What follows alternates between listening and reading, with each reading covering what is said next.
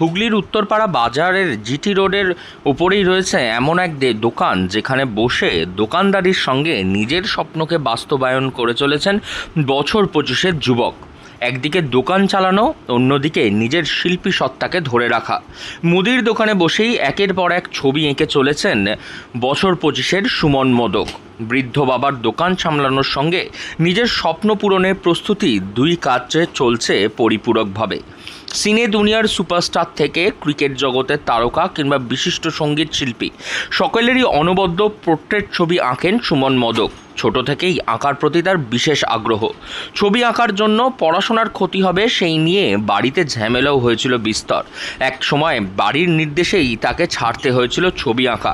সেই থেকেই জেদ ধরেছিলেন বড় হয়ে নিজের ছবি আঁকার স্কুল খুলবেন, যেখানে তার আঁকা শিখতে চাওয়া অন্যান্য বাচ্চারা বিনামূল্যেই অঙ্কন শিক্ষা নিতে পারবেন।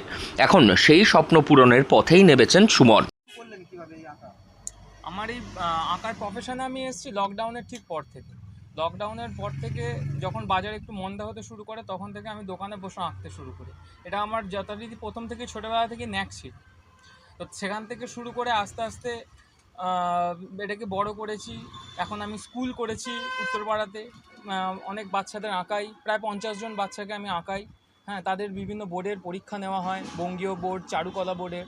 হ্যাঁ, আমার ইচ্ছা আছে, এখন যেহেতু চাকরির বাজার খুব খারাপ, যার জন্য আমরা চাকরির জন্য ইন্টারভিউ দিয়েও অনেক সময় চাকরির পাইনি। এখন আমি এই আঁকাটাকেই আমার প্রফেশন হিসেবে নিয়েছি। আর সঙ্গে যেহেতু আমার নিজস্ব দোকান আছে, বাবাকে সাহায্য করার জন্য ব্যবসার সাথে সাথে এই আঁকাটাকে প্রফেশন হিসেবে বেছে নিয়েছি। দোকানে বসে ছবি আঁকা দেখছি যে মানে এটা কেন, মানে দুটো একসঙ্গে করার জন্য না? মানে আমি যেহেতু বাবার একমাত্র ছেলে, দায়িত্ব হিসেবে এটা আমার দোকান, এটা আমার কর্তব্য তার ব্যবসাটাকে দেখা, এবং তার পাশাপাশি আমি নিজের শখটাকেও চালিয়ে যেতে চাই, যেটা হচ্ছে আমার আঁকা।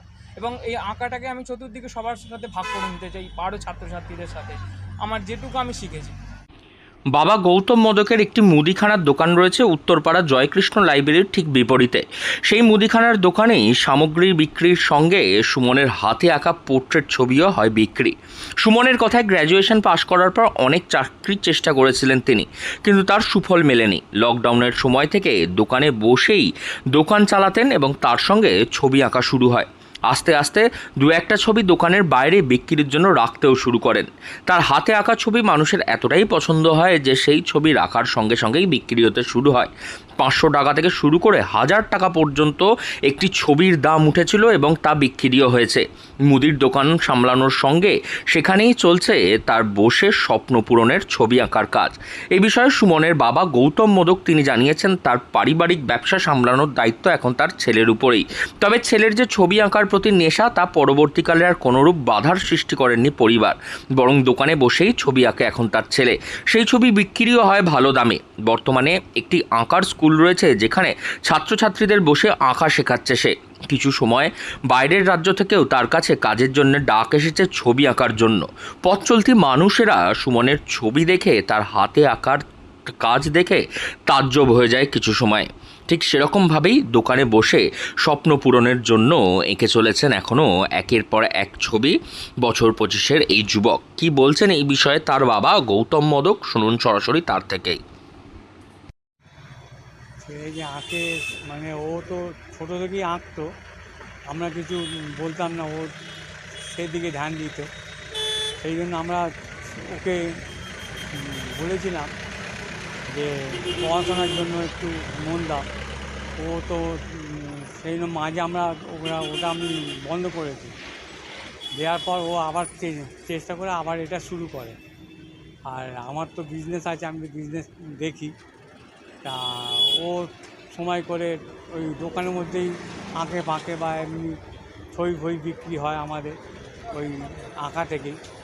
হ্যাঁ, এই দুটোকেই ও সামাল দেয়, আমাকে হেল্প করে, প্লাস আঁকার লাইনেও ও একটু পোর্ট্রেট ছবি এঁকে বিক্রি বাটা করে। আপনার দোকান থেকে বিক্রি হয়ে যায় ছেলের ছবি? হ্যাঁ, ছেলের ছবি সব দেখে দেখে সব বিক্রি হয়ে যায়।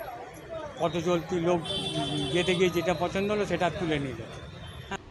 একজন শিল্পী তার নিজের শিল্পসত্তাকে বাঁচিয়ে রাখার জন্য সর্বস্তরের প্রচেষ্টা চালায়।